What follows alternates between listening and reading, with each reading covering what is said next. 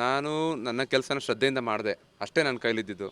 But ನಮ್ಮ ದೇಶದ ಜನ, ನಮ್ಮ ರಾಜ್ಯದ ಜನ, ನಮ್ಮ ಮೈಸೂರಿನ ಜನ ಇಷ್ಟೊಂದು ಪ್ರೀತಿ ಕೊಡ್ತಾರೆ ಅಂತ ನಾನು ಯಾವತ್ತೂ ಅಂದ್ಕೊಂಡಿರಲಿಲ್ಲ. ಇದು ನಮ್ಮ ಕಲೆಗೆ ಸಿಕ್ಕ ಗೌರವ, ನಮ್ಮ ಕಲೆಗೆ ಸಿಕ್ಕಂಥ ಅತ್ಯುನ್ನತ ಗೌರವ ಅಂತ ಹೇಳಲಿಕ್ಕೆ ಬಯಸ್ತೀನಿ. ನಾನು ಬೆಂಗಳೂರಿಗೆ ಬಂದ ನಂತರ ಅಲ್ಲಿ ಭಾಳಷ್ಟು ಜನ ನೆಲೆದಿದ್ರು. ಅಲ್ಲಿ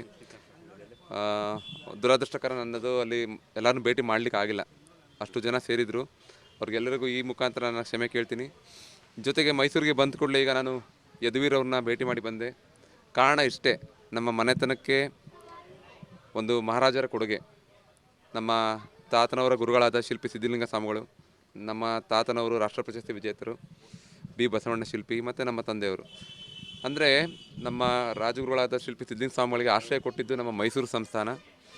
ಆ ಒಂದು ವಿಷಯದಲ್ಲಿ ನಾನು ನಮ್ಮ ಮಹಾರಾಜರನ್ನ ಭೇಟಿ ಮಾಡಿ ಒಂದು ಸಣ್ಣದಾಗಿ ಅವ್ರನ್ನ ಗೌರವತನವಾಗಿ ಭೇಟಿ ಮಾಡಿ ಒಂದು ಅಲ್ಲಿ ನನ್ನ ಅನುಭವವನ್ನು ಅವ್ರ ಜೊತೆ ಶೇರ್ ಮಾಡ್ಕೊಂಡು ಈಗ ತಾನೇ ಬಂದೆ.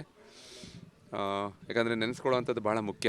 ನಮಗೆ ಈ ಮನೆತನಕ್ಕೆ ಯಾರು ಒಂದು ಈ ಕಲೆ ಮತ್ತು ಸಂಸ್ಕೃತಿ ಉಳಿಯಲಿಕ್ಕೆ ನಮ್ಮ ರಾಜ್ಯದಲ್ಲಿ ಇಂಥ ಕೊಡುಗೆ ಕೊಟ್ಟ ನಮ್ಮ ಮಹಾರಾಜರು ನೆನೆಸ್ಕೋಬೇಕಿತ್ತು. ನನ್ನ ಮೊದಲ ಕರ್ತವ್ಯ. ಅವ್ರನ್ನ ಭೇಟಿ ಮಾಡಿ ಬಂದೆ. ನಂತರ ನಾಳೆ ನಾನು ನಮ್ಮ ಸುತ್ತೂರು ಸ್ವಾಮಿಗಳ ಆಶೀರ್ವಾದಕ್ಕೂ ಒಂದು ಸಮಯ ಕೇಳಿದ್ದೀನಿ. ನಾಳೆ ಭೇಟಿ ಮಾಡೋ ಒಂದು, ನಮ್ಮ ಊರಿನಲ್ಲಿ ಭಾಳಷ್ಟು ಕೊಡುಗೆ ನೀಡಿದಂಥ ಮಹನೀಯರನ್ನ ಭೇಟಿ ಮಾಡಬೇಕು ಮೊದಲು ಅನ್ನೋ ಒಂದು ಉದ್ದೇಶದಲ್ಲಿ ನಾಳೆ ನಾನು ಸ್ವಾಮೀಜಿಯವರ ಒಂದು ಅಪಾಯಿಂಟ್ಮೆಂಟ್ನ ಕೇಳಿದ್ದೀನಿ. ನಾಳೆ ಅವರು ಕೊಡ್ತಿದ್ದಾರೆ, ಅದನ್ನು ನಾಳೆ ಅವ್ರನ್ನ ಭೇಟಿ ಮಾಡ್ತೀನಿ.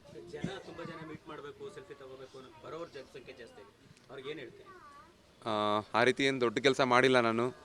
ದೇವರು ನಮಗೆ ಕೊಟ್ಟ ಕೆಲಸಗಳನ್ನ ಶ್ರದ್ಧೆಯಿಂದ ಮಾಡಿ ಬಂದಿದ್ದೀನಿ. ಮುಂದಿನ ಕಾಲದಲ್ಲಿ ಸಮಯ ಸಿಕ್ಕಿದಾಗ ನಿಮ್ಮಗಳ ಜೊತೆ ಕಳೀಲಿಕ್ಕೆ ನಾನು ಬಯಸ್ತೀನಿ. ಈಗ ಸ್ವಲ್ಪ ಸಮಯದ ಒತ್ತಡ ಭಾಳ ಇದೆ ನನಗೆ.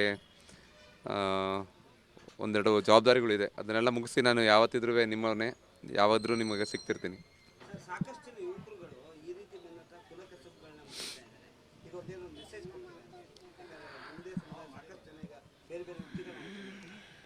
ಹೌದು ನೋಡಿ, ಈಗ ಕುಲಕಸುಬುಗಳಿಗೆ ಅದನ್ನು ಇಷ್ಟಪಟ್ಟು ಪ್ರೀತಿಯಿಂದ ಶ್ರದ್ಧೆಯಿಂದ ಮಾಡಿದ್ರೆ ಏನಾಗ್ಬೋದು ಅನ್ನೋದಕ್ಕೆ ನಾನೇ ದೊಡ್ಡ ಉದಾಹರಣೆ. ನಮ್ಮ ಕುಲಕಸುಬನ್ನು ಇಷ್ಟು ಶ್ರದ್ಧೆಯಿಂದ ಮಾಡಿದ್ದೀನಿ. ನಮ್ಮ ಪೂರ್ವಜರು ಮಾಡ್ಕೊಂಡು ಬಂದಿದ್ದಾರೆ, ನಮ್ಮ ಮನೆಯವರು ಮಾಡ್ಕೊಂಡು ಹೋಗ್ತಾ ಇದ್ದೀವಿ. ಸೊ ನಮ್ಮ ಶ್ರಮದಲ್ಲಿ, ನಮ್ಮ ಒಂದು ಕೆಲಸದಲ್ಲಿ ಯಾವುದೇ ಒಂದು ಮೋಸವನ್ನು ನಾವು ಮಾಡದೆ ಕೆಲಸವನ್ನು ಶ್ರದ್ಧೆಯಿಂದ ಮಾಡಿ ಪ್ರೀತಿಯಿಂದ ಮಾಡಿ ದಿನನಿತ್ಯ ನಮಗೆ ನಾವು ಏನೂ ಕಾರಣ ಹೇಳ್ದೇ ಒಂದು 10 ಗಂಟೆಗಳ ಕಾಲ ನಾವು ಸಮಯವನ್ನು ಕೊಟ್ಟರೆ ದಿನನಿತ್ಯ ಒಂದು 10 ವರ್ಷಗಳ ನಂತರ ಅದು ಫಲ ಕೊಡುತ್ತೆ. ಎಲ್ಲರಿಗೂ ಇದೊಂದು ಹೇಳಲಿಕ್ಕೆ ಇಷ್ಟ ಬಯಸ್ತೀನಿ. ನಿಮ್ಮ ಮನಸ್ಸಲ್ಲಿ ಯಾವುದು ಆಸೆ ಇದೆ ಅದನ್ನು ಮುಂದುವರಿಸಿ, ಅದಕ್ಕೆ ಆದ ದಾರಿಗಳನ್ನ ತೋರಿಸ್ತಾ ಹೋಗುತ್ತೆ. ನಿಮ್ಗೆ ಆಸಕ್ತಿ ಇದ್ದರೆ ಈಗಿನ ಕಾಲದಲ್ಲಿ ಇನ್ಫಾರ್ಮೇಷನ್ ಈಸಿಯಾಗಿ ಸಿಗುತ್ತೆ ಎಲ್ಲರ ಕೈಗೂ. ಅದನ್ನು ಉತ್ತಮ ರೀತಿಯಲ್ಲಿ ಬಳಸ್ಕೊಳ್ಳಿ. ನಿಮ್ಮ ಆಸೆ ಏನಿದೆ ಅದನ್ನು ಪ್ರಯತ್ನ ಮಾಡ್ತಾಯಿರಿ. ಅದು ದೇವರು ಒಂದು ಟೈಮಲ್ಲಿ ಆಶೀರ್ವಾದ ಮಾಡ್ತಾರೆ. ಇಲ್ಲ, ನನ್ನ ಕೆಲಸ ಇದ್ದರೆ ನನಗೆ ಬೇರೆ ಸಾಮಾನ್ಯವಾಗಿ ಏನು ಮಿಸ್ ಮಾಡಲ್ಲ.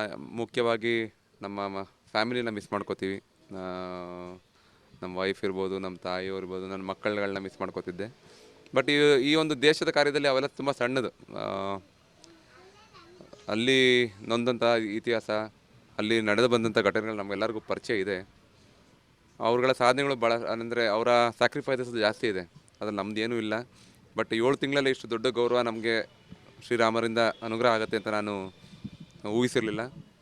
ಇನ್ನು ಮುಂದೇನೂ ಜವಾಬ್ದಾರಿಯುತವಾಗಿ ನನ್ನ ಕರ್ತವ್ಯಗಳನ್ನ ಮಾಡ್ಕೊಂಡು ಹೋಗಲಿಕ್ಕೆ ಶಿಸ್ತಿನಿಂದ ಪ್ರಯತ್ನ ಪಡ್ತೀನಿ. ಸಾರ್ವಜನಿಕ ಜೀವನಕ್ಕೆ ಬರಬೇಕು ಅಂತ ಏನಾದ್ರು ಇದೆಯಾ ಅಂತ?